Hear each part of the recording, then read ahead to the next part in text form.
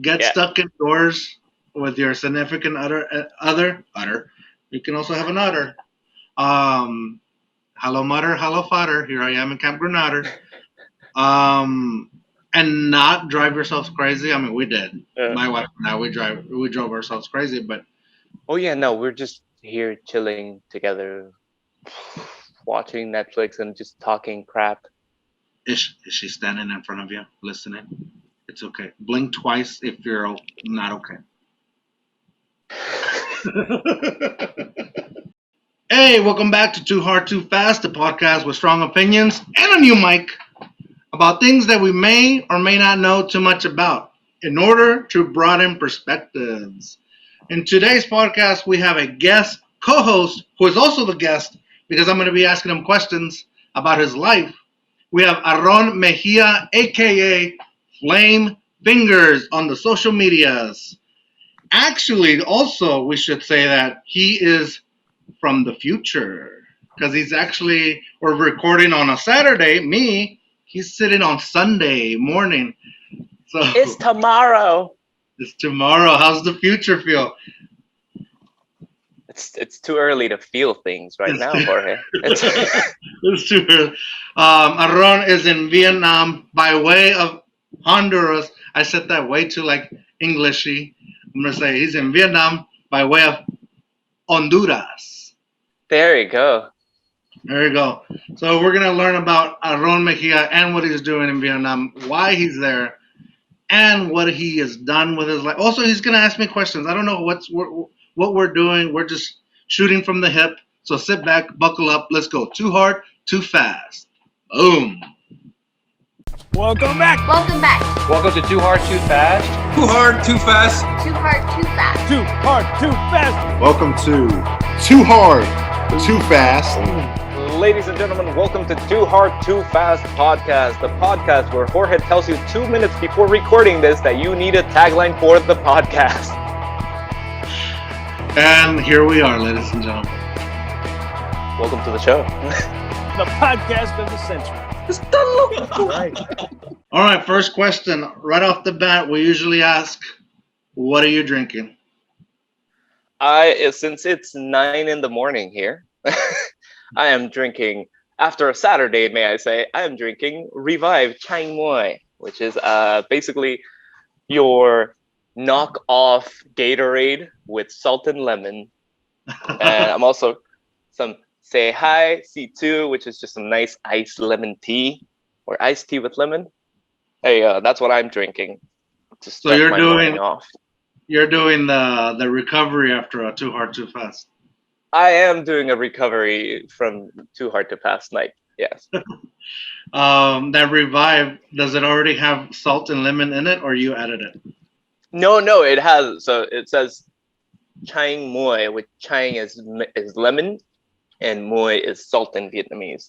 And so it's like a really nice, drink. I like it a lot. I usually drink it on the regular because it's very hydrating, but it's also very flavorful. So I like it a lot. Nice, nice. So, I mean, obviously, I have no idea from you what it is or what it tastes like. We like to give a Too Hard, Too Fast review on it from 1.0 to 2, using decimals, obviously. What would you rate that drink from the price point? It usually is price point versus alcohol content, but obviously it does not have that. It's like Price alcohol point, content is 0. what would you give it? Oh, you know what? What would you give it as a recovery drink from the alcohol beverage? Ooh, I would say it's definitely up there. I would say it's in the 1.7 maybe. Because it's tasty. It is. I feel hydrated after I drink it, and it's cheap as hell. So yeah, I would give it easily a 1.7. A 1.7. Would you rather have that or Gatorade? This, surprisingly, Nice. when I first came here, like that was one of the first things that I was finding like an alternative, because I was like, all right, cool, I'm in Vietnam, I'll be probably going out a lot, so like I need a way to revive. And then Revive came along. It was fantastic. Do they sell I'd rather. Gatorade? Do they sell what? Do they sell Gatorade over there? They do, but it's expensive as hell. It's at least 3 times the price because it's imported. Oh So yeah. it makes sense that it would be a little bit more expensive. But this one's cheap, and I think it beats Gatorade because I will drink this without being hungover. I would never drink a Gatorade just because. That's true. I wouldn't. I actually don't ever even drink Gatorade, other than being like I really went too hard too fast, and I need something to just get me over that edge, or Put it like in I me. just Put it went, in me. yeah, or I went to like the gym and I like threw up afterwards. But I haven't gone to the gym lately, so don't judge me. I got that Rona weight. I had the Rona weight before Rona. So yeah, who's judging you? All right, good. That's a new for Too Hard Too Fast. I went to the store and bought this little guy. It's called Screwball, and underneath you can't see in little words it says peanut butter whiskey. So I am curious to see if it really tastes like peanut butter. That's interesting. Like I don't drink beer at all, and also like I'll drink beer if I'm out socially, but maybe one beer and I'm done.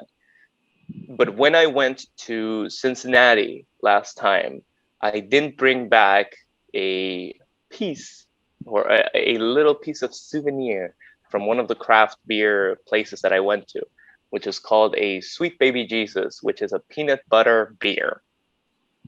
Because just for the simple fact that I constantly say Sweet Baby Jesus. And so I saw it and it was like, I need to have it. It's like, this needs to be mine.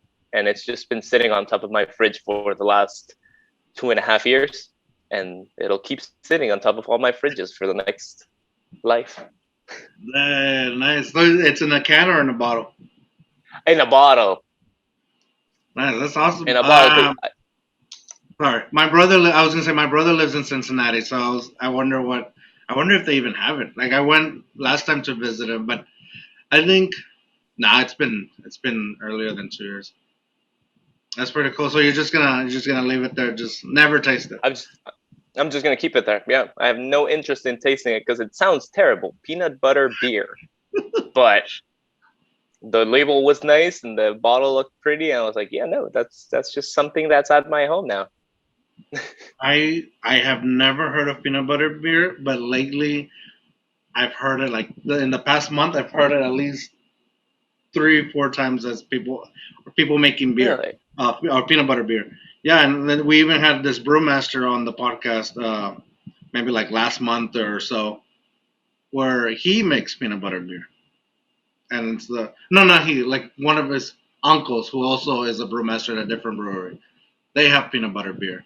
He makes churro beer. And I know you're thinking chorro. I made fun of it. But have you ever had a churro? I don't know why I went like this. Yes, I've had a churro.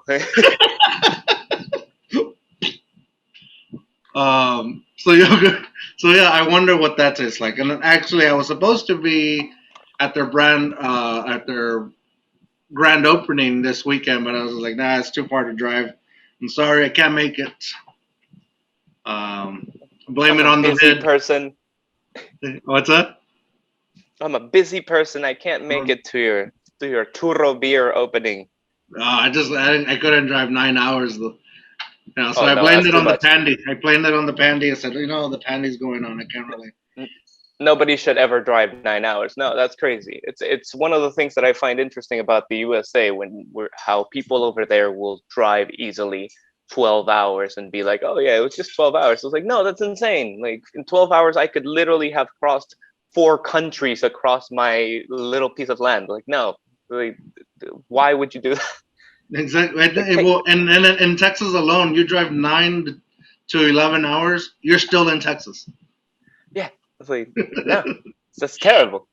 Yes, I did the trek once. Oh well, that one time that I was in Cincinnati, I did the drive from Dublin, Ohio, all the way to Chicago, or no, from Chicago to Ohio, and it was the single weirdest drive I've ever had in my life. Because the sun kept setting behind me, for easily 3 hours. And I just kept going like, am I going crazy? Am I just really driving slow and the sunset's not happening? What is happening here? Because it was during summer. And so I kept driving and I kept snapping. And I remember making a little Snapchat story about it. I was like, all right, cool. It's 5 p.m. Look at the beautiful sunset. Cool. Look, it's 7 p.m. now and it's still sunny. I was like, oh no, I just crossed the time zone thing. So now it's 6 p.m. again. Guys, what is happening? When is this going to end? And it kept going all the way till like 10:30 at night when the sun finally went down. I was like, where the hell am I? Like somebody explain this to me. It It's just broke my Groundhog Day. brain. It just broke my brain that I had seen a sunset for easily 4 or 5 hours. And I was like what? It's like, no. Hey, we're gonna get into the Snapchat. We're gonna get into your traveling, but we're gonna get rid of this review right here, dude. It honestly smells like peanut butter. It tastes like peanut butter. It tastes like that cheap. I don't know if you ever had like that cheap peanut butter that you can scoop, like it's in a, like you open it up and then you scoop it. With like the little crackers. Yes, or the little sticks, and it's like, Yeah. yeah, they taste like there might be some like 30-day-old peanuts in here. I can see it, peanut butter, but I would actually buy this again. So I would give it a 1 point, and probably buy it in a big bottle. 1.65. 1.65, which is pretty high up. That was pretty good. I mean, what's the value for it? Well, it's a little bottle, so I think I pay like $1.99. So That's pretty it is good for pricey like a little small shot. yeah, it's 35%. That's the only thing. Like it's 5% off from my requirement of 40%. But it's not much. It's that sugar that gets you. Yeah. It's not bad. I would buy it. I would buy it as a party thing. Like, once we can actually hold bigger parties, like, hey, you know what I have? I have peanut butter whiskey. Bam, here it is. Yeah, it's Not like definitely the a name, conversation Screwball. starter. Screwball's funny. Yeah, have yourself a screwball. All right, so that's that. Oh, let me open up my real drink over here, though. All right, so you mentioned Snapchat, and I wanted to say you and I have been friends for at least 4 years without ever Roughly around really there. meeting. Yeah. Roughly, I think 4 years, because it was definitely before I came to Vietnam. I think it might be even like around 5 years or so. Yeah, around 4 or 5 years, but I've never met you in person. I think this is the most personable we've gotten. Like we talk a lot on social media, and we met through Snapchat because of Snapchat. Like I was trying to be Snapchat famous. You were a lot more popular than I was, and we kind of just like kept talking. And I don't use Snapchat as much anymore. Every now and then I'll post something, but not really. Do you still use it? So no, I stopped using it maybe, what was it? Almost 3 years ago, I think. It was when the big new update hit, and that hit a lot of content creators, where it just made our work a lot harder. And for me, I wasn't really making money off of it. I just did it because I liked it. And so having Snapchat make my work harder, it just kind of, that was the drop that spilled the glass. I was just like, no, you know what, I'm done. And I stepped out. It sucked, but I felt it was time. It had been coming. Like a lot of us had already seen it in the distance, that we were like, all right, this is gonna change, this is gonna be terrible. And a lot of us just stopped making content, which is unfortunate. Yeah, because it was like especially for you and a lot of people that I followed, you guys were artists on it, like really like detailed stuff on it. And actually, I met you because of I don't know if she'll mind me throwing the name out, but Jesse or Yeah. So I think I think that's her. I was looking up her like Instagram name because that's where I see her, but I know she has a full name. But I'm not sure if she's comfortable with the full name being out there. So I'm just throwing that one out. No, but Yeah, Jesse. We met through Jesse because she was hosting for like a lot of Snapchat creators. I remember we were making something together, Yeah. and I can't remember. Yeah, so it was nice, and like now she's still making a lot of content on Instagram. Like she's been making a lot of like handmade stuff, which is amazing. Oh man, she's awesome. I'm gonna put her Instagram on here. I think her art is amazing. Like all her work is awesome. But she actually sold me on you because she was like, "Hey, I want you to meet this guy. I want you to watch this clip of him." And I think you were on some talk show. I don't know if you remember that, but I remember watching you on the talk show explaining how Snapchat works. Am I right or am I wrong? Oh It's too hard to yeah, pass yeah, on yeah, that. yeah. God, it's been so long since that. I haven't thought about that in forever. That was my one claim to fame, going on TV to talk about Snapchat, which was odd because it was clear that the people who were interviewing me had no idea what I was talking about, and so they kept trying to jump in, and it was a very odd moment of having to be like, no, no, just let me talk, just let me do your work. It's fine. You don't need to ask questions. I will just talk, and then you can cut to something else. Because it was people around my age that didn't know how to do social media, and they're in the media, so it was just the most. It was really weird for me to be like talking to people who were supposed to know about this, and they were asking me really ridiculous questions. That just made me like, okay, cool. Well, I'll be one to know that I was a late starter to Snapchat. People were trying to convince me. I don't know what I was doing on social media or what I was. I wasn't trying to be social media famous at all. I what I wanted was somehow to start an organization that would help people, and I think that's still what I'm trying to do now. Like even with this podcast, like if this can help somebody, whether it's entertainment or like we say, broadening a perspective or a new way of thinking, anyway, promoting somebody or something. All I want to do is help somebody. Um, and that's where I was. And some people were like, "You should do Snapchat. You should do." And I was like, "No, I don't know what that is. I don't want. I hate downloading apps on my phone. Like the less apps I have on my phone, the better." Um, Damn kids I with know. your Snapchats and YouTubes. Exactly. Get out of my yard. Dang, I forgot where I was gonna go with this. Oh, I want to like. So these people, you said they're around your age, and they didn't know what kind of questions or what you were talking about. What got you on the show? So I studied in college with somebody who was working there. And so she had been following me on social media, and she had seen everything that I was doing. And so the idea that she pitched me was to talk about social media for companies, and what were the possibilities, what was happening, and just give like a very broad landscape of how the game was changing thanks to social media. And so she had been talking to me about this and like pitching me some ideas, and I was like, you know what, like cool, it's fine. I have some time, and let's do it, and let's put it on the books. And she just brought me in, and I got interviewed for it. It was really fun, but it was just a little bit surreal as well. But I'm immensely grateful that she was like, look, this is something that people should actually know. Like, can you come on the show and talk about it? Do you think you got any like new followers because of it? I did. I actually did, because back then when I was creating content, most of my following was not in my own country. It's like it was the trippiest thing. Like most of the people who were watching me were friends from around the world, or people that I had met through other content creators. And so having that opportunity to get more people from my own country listening in and interacting with me, it was really cool, because then it got to a point where sometimes every now and then, like once every 3 months or something, somebody would see me on the street and be like, "Hey, you're filleting fingers." And I'd be like, "Ah."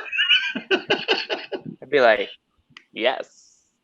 Dude, that is bad. Like But I think about that. I get nervous about it, and I also get like excited, like when that one time, if there's ever gonna be that one time where like it's like, hey, too hard, too fast, you know. it will, man. It will. I'm sure. I mean, I'm not gonna like sit here and ponder about it and be like, oh, I just want to be recognized. Uh, but speaking of being recognized, I just saw your picture in the back from Morty. Yeah. Damn, Damn it, Rick. Rick and Morty. Rick and Morty. Yeah, Rick and Morty. Did you do that?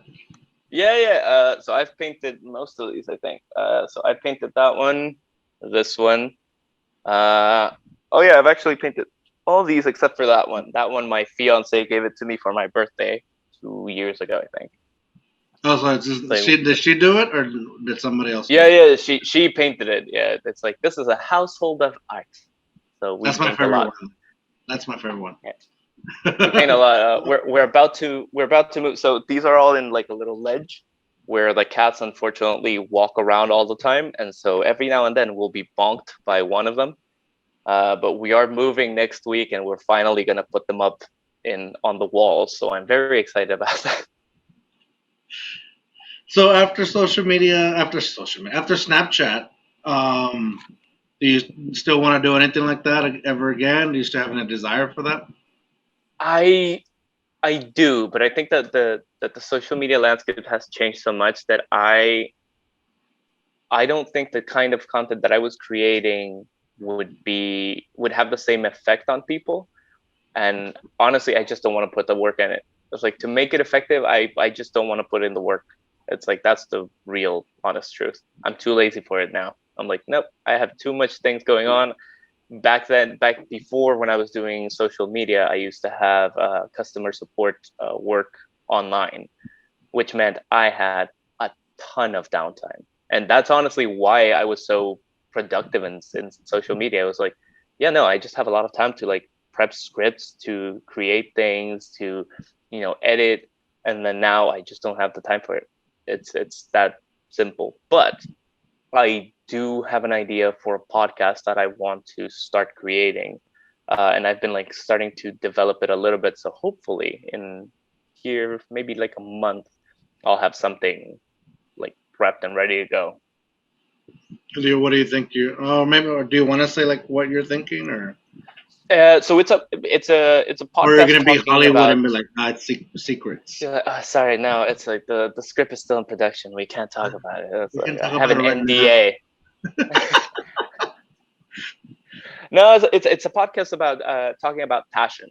Like that's my concept so far. I still have to develop it a little bit more because I've been hearing about people talking about like, oh well, if you do what you love, you'll never work a day in your life. It's like you have to be passionate about what you do. I'm like, I've never felt that. I've had so many different works in my life, or so many different jobs in my life. Very rarely have I felt something that I've been like, oh, I'm really passionate about that. It's like, no, I make this, I like this, I enjoy it sometimes, but at the end of the day, I'm doing this because I need to pay rent. I need to buy a Nintendo Switch. I need to do whatever the hell I want with it.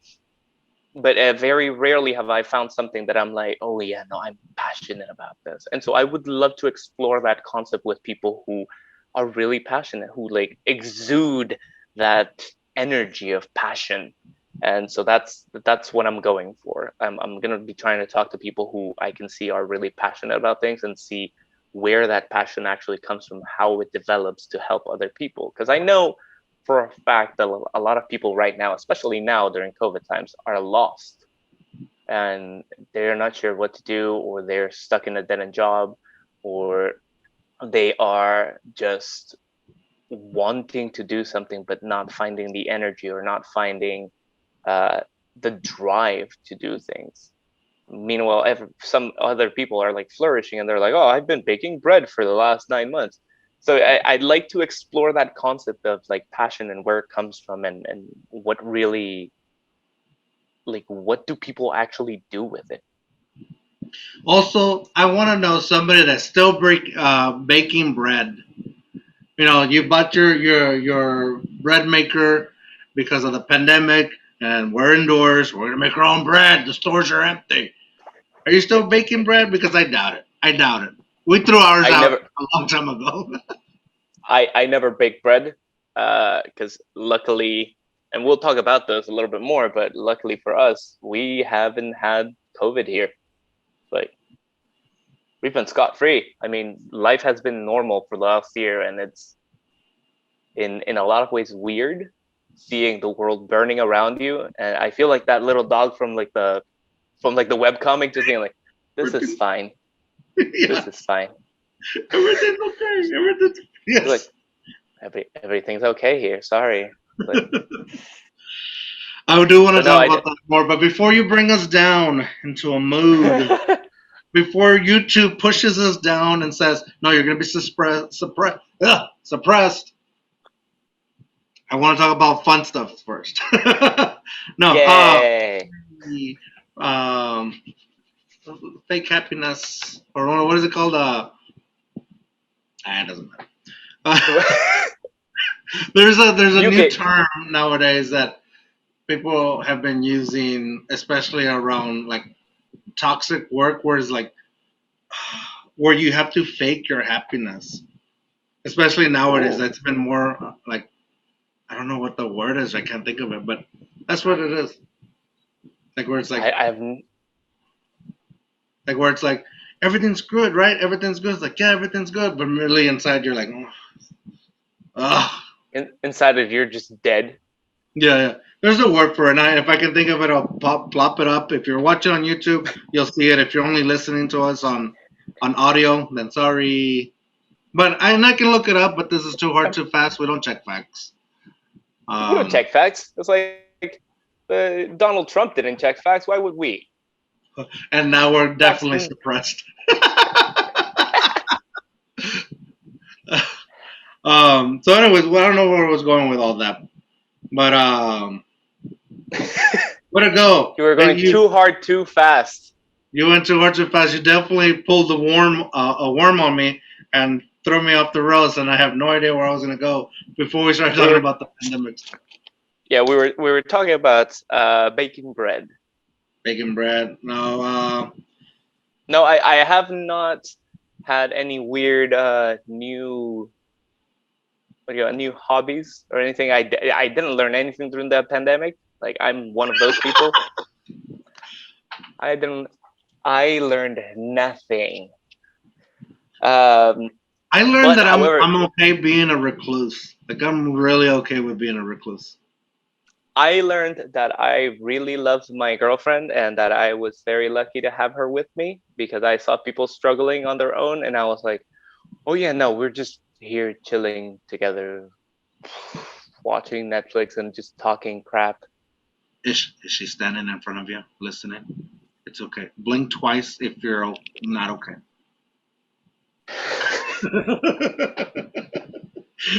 No, yeah, that's definitely lucky.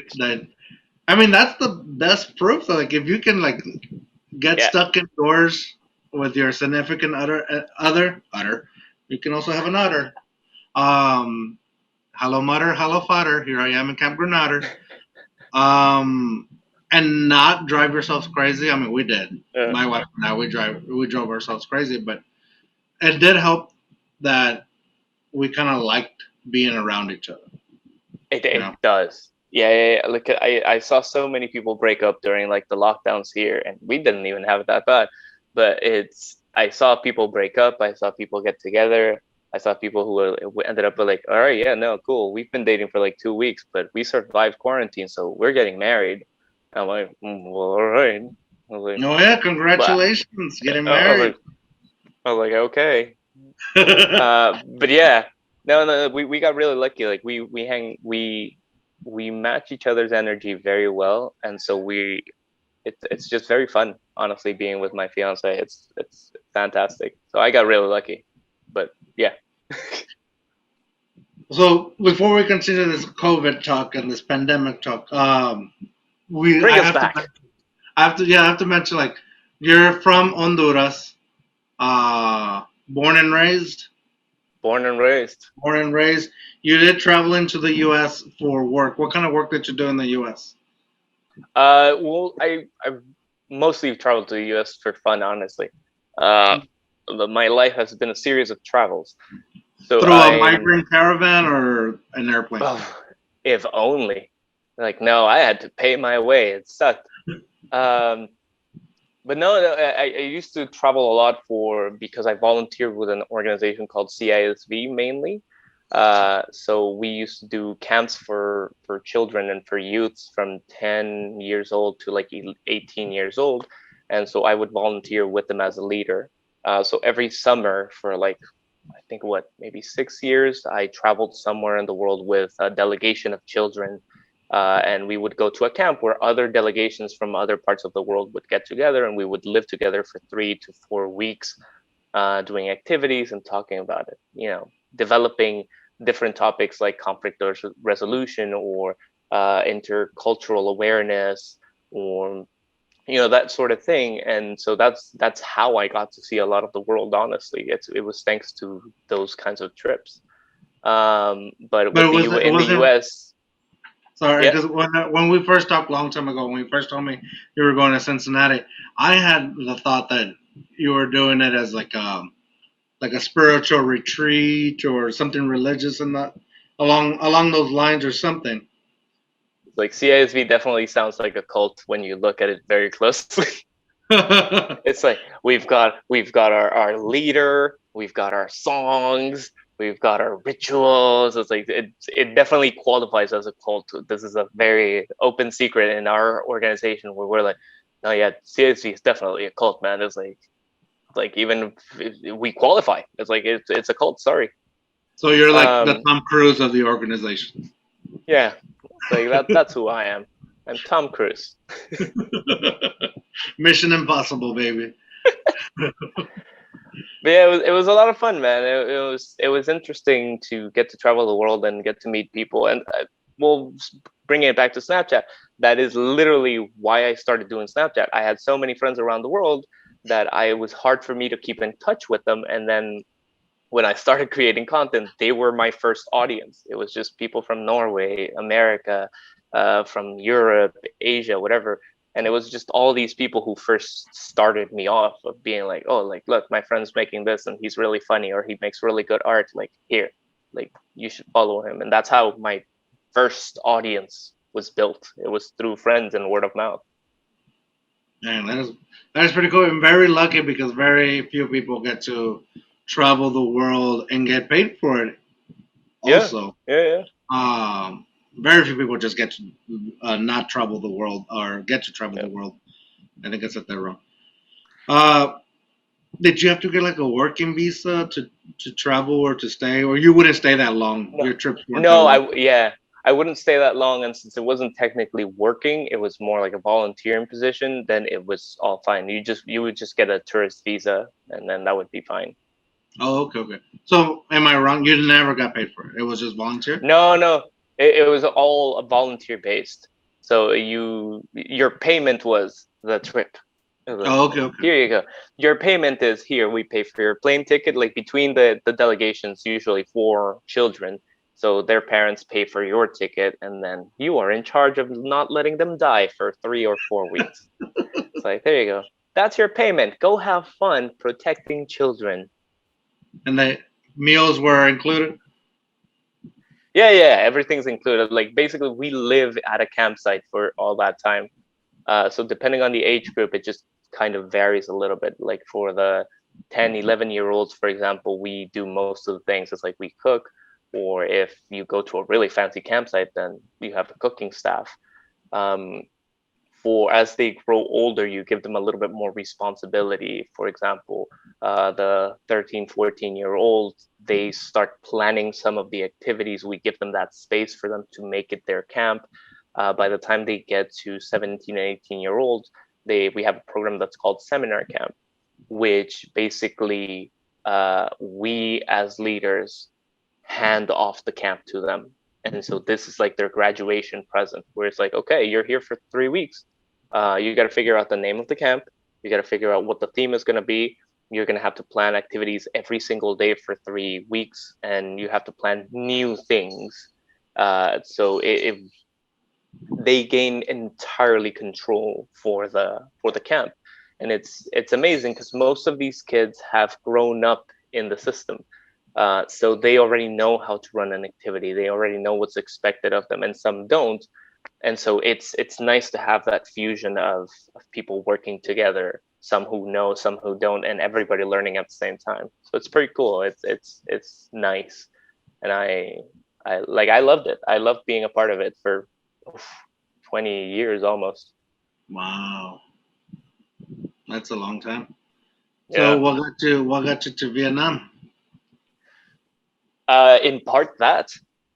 So back when I was working with a company in the US, because I would work remotely, so the company was in the US and I was in Honduras, and we would make these company retreats once a year during the summer, and it just got me a little bit traveling all over the world and extra travel around the world where I was looking for a new place to live. Like every camp that I did, I would be like, stay 2 days extra and just go around, look at pricings, look at everything, cost of living. And then the company I was working for basically told me like, look, we want to set up a project in Asia. It's like, we want to move our operations from here to Asia and see if there's a market for it over there. And I was like, oh, cool.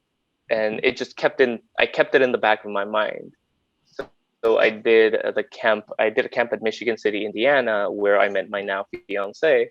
And we really hit it off, and it was all cool and everything. I was part of the staff, and she was a leader for the Vietnamese delegation. So we really hit it off.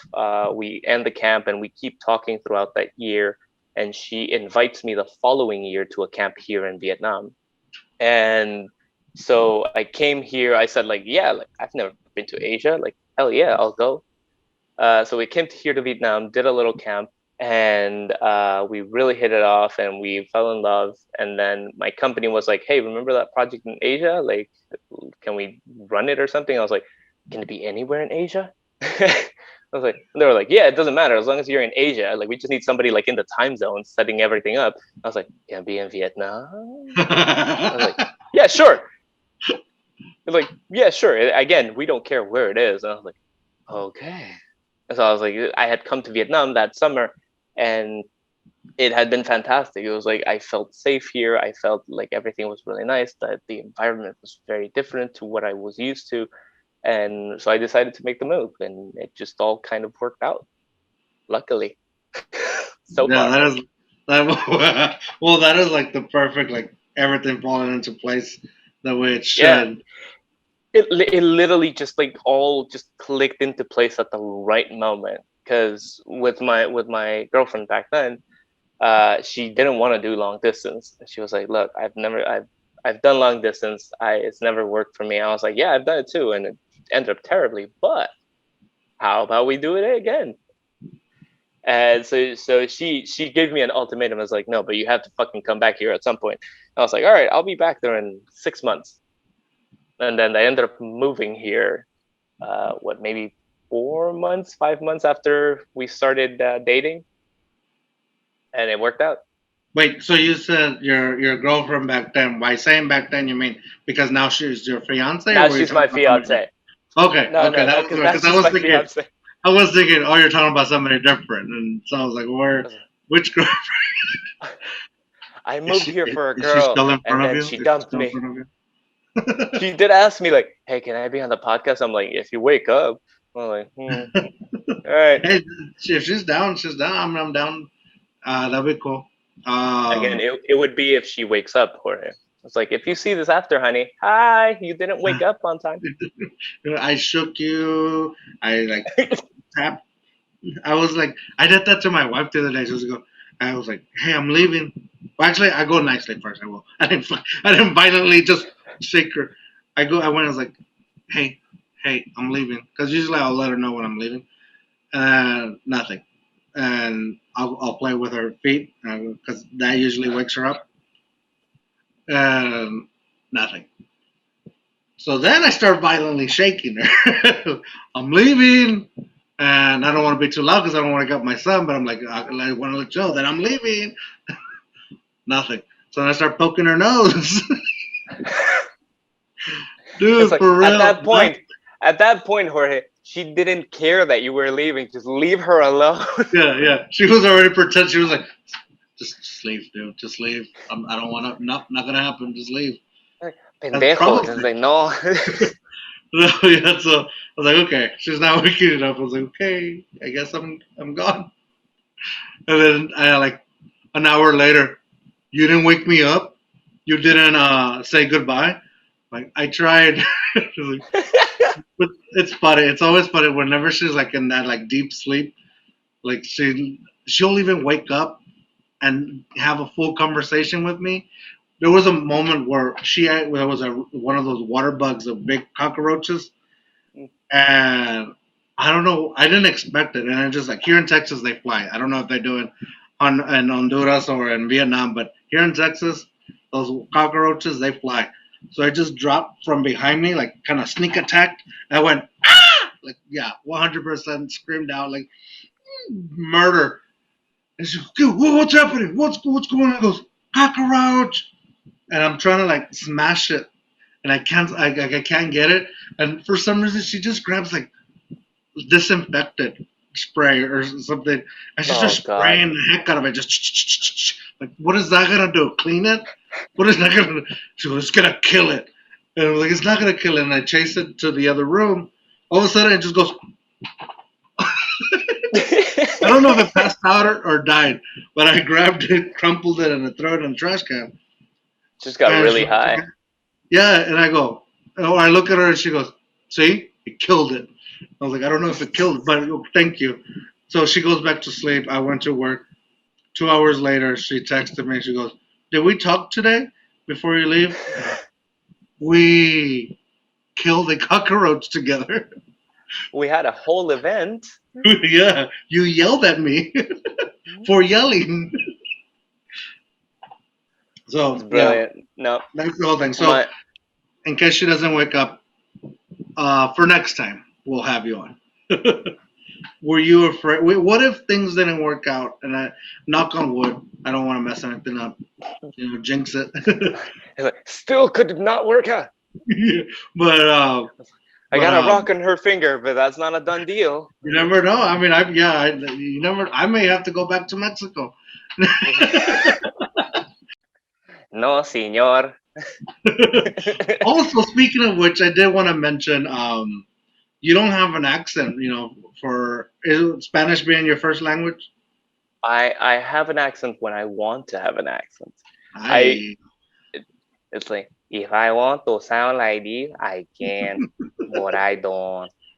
It started a long time ago when and mostly when I was first learning English, I think. But even before that, I just liked messing around with accents and just voices and doing all kind of weird stuff, and and it just kept going from there. But the biggest push that I remember was one of the first times that I went to the U.S. My mom would constantly ask me to translate for her, and I was like, I was maybe 5, 6, 7 years old. Like I didn't have speaking skills, but she would be like, "What does it say?" I'm like, I don't know. And it so that got into me that I needed to become better at English because clearly my parents weren't going to learn any of it. But it just got to a point where I realized I didn't have an accent anymore because I would just hear things on TV and I would just like parrot them back. And I got really good with accents, which kind of segued into now, luckily, now that I'm in Vietnam, it has segued into voiceover work, for example. But so it's always very fun, especially when I used to work customer support, just like putting on different voices for people and just screwing around with them. Because somebody would call in and it'd be like, "Oh, hi, hello, talk about customer support. How can I help you?" And it'd be like, "Oh, well, I was talking to this man last time, and like, could I talk to him again?" Oh, well, what's their name? And they're like, "Oh, Aaron," and I'll be like, "Oh, okay, cool. I'm sorry, we have a couple of Aarons here. Where was? Do you remember anything about him? Anything about his accent or where he was from?" It was like, "Oh yes, he was British," and I'd be like, "Oh, okay, thank you. Just a moment." Hello, darling. How can I help you? I would just screw around with people. It was I would always be like, "Oh, Leah, like who were you talking to? I'm sorry, who was it from?" And it was me. It was always me. I was literally the only person working customer support. And I'd just be like, "Yes, hello. Welcome to Talk Abroad. How can I help you?" it's just I would just screw around with people. I'm like, hello, welcome. How can I help you? Do you have a problem with your computer? Okay, we fix. And so it's been my thing for the longest time that I can remember. Like even for me, if I could have one, like my dream job, let's say, it would be to be a voiceover actor in a TV show and a cartoon or something like that, because I find it such an interesting thing, making voices and accents and just becoming someone else for that little bit of time. And I find it so interesting. For me, I distinctly remember watching Mrs. Doubtfire when I was a kid and watching Robin Williams do that whole scene where he was doing the voice acting. I was like, that to me is still burnt into my brain. And I would be like, one day I would love to do that. That would be excellent. Did you guys get a lot of English, American television in Honduras? We did, man. It's like we had, because my parents had cable, and so we would get HBO, Cinemax, and all that shit. And so I would Without watch it Cartoon being Network. dubbed over, like without it being dubbed Yeah, over. no, we would get without dubs, just the subtitles. And so that's how I really got really good at listening and parroting voices, for example. So that's why I don't have an accent. So when people here ask me like, oh, like, teacher, you don't have an accent, but you come from a Spanish speaking country, I'm like, yeah, I just watched a lot of TV. And they're like, but how can I get my kid to be better at it? I'm like, I just watched a lot of TV. I don't have any tips for you. Sorry. Read. But Watch for a lot of me, YouTube, TV worked. BLI, PPI, Blippy, you know. Like, sorry. Like, people don't believe me when I tell them that, because they're like, oh, like, no, it can't be just TV. Like, school must have been a part of it. I'm like, no, because I have people who went to school with me who speak like these very choppy. I'm like, so like it clearly wasn't just school. It was like I had to draw from somewhere. Yeah, kind of like mimicking something, and then it just stays in you, like muscle memory. Just doing it. It's all muscle, Yeah. so, right? Exactly. I don't know. It was just repeating and repeating. It was just repeating and repeating until I got it right. And so like it was just that. It was just pure stubbornness on my part to be like, I don't want to sound like I have an accent. I was like, let me try and do it. And that's how I felt. Like I felt like I always try to get rid of my Mexican accent, and then it comes out more and more as that whiskey hits, the more of that accent comes out. So, eventually, as we get longer in this podcast, I'll start sounding more like, o sea, can I cash my check here? 20 minutes from now, órale. Hey, vato, chingado. But no, so but mine stemmed from like people saying, like, kind of judging me for the accent and kind of already making me feel like different or less than. Yeah. And so I wanted to like make sure like my accent was like at least gone for most that I could say. Like, I don't know, like there's the cat you were talking about. There's the cats. We're speaking accents. How would be part of it? You're like, we don't speak language. Screw you. So Vietnam, like going into Vietnam, how is that? I think there's gunshots outside or fireworks. I'm surprised we haven't heard that. I'm surprised we haven't heard the paletero coming through or the Candyman. Anyways, moving to Vietnam, what is that? Obviously, there has to be like some kind of culture shock because it's completely different from what you know from Honduras. I know you've traveled, but it was surprisingly. Hey, 2H2Fers, I think this is where we're going to pause the conversation here for Tuesday. Remember, Aron is going to join us on Thursday. We're going to still be wearing the same clothes. You know how we do it. We probably showered, we probably didn't. We're getting serious in the Thursday episode. We talk about the pandy. We still talk about our countries where we're originally from. I'm from Mexico. He's from Honduras. We got some culture in us. We're bringing you some different perspectives. So with that said, Worm, you're not here to close it out with your last words. But, Aaron, what do you gotta say? Damn it, Jorge. You can't just tell people to come into your podcast and, like, just fucking do it. And with that said, dinner for you, gentlemen. We will see you guys on Thursday. I don't think I can even talk it. That was fun. That was awesome. See you guys on Thursday.